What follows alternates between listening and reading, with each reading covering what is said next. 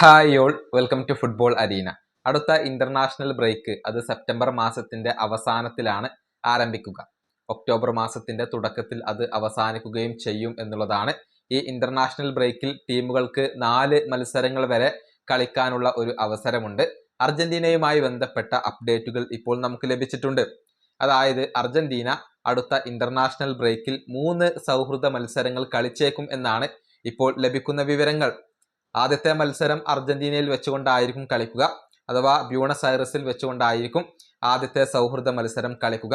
അത് മെസ്സിക്ക് വേണ്ടിയാണ് ആ ഒരു മത്സരം കളിക്കുന്നത് എന്നാണ് അർജന്റീൻ മാധ്യമങ്ങൾ ഇപ്പോൾ റിപ്പോർട്ട് ചെയ്യുന്നത്. വേൾഡ് കപ്പിൽ തകർപ്പൻ പ്രകടനം നടത്തിയ താരമാണ് മെസ്സി.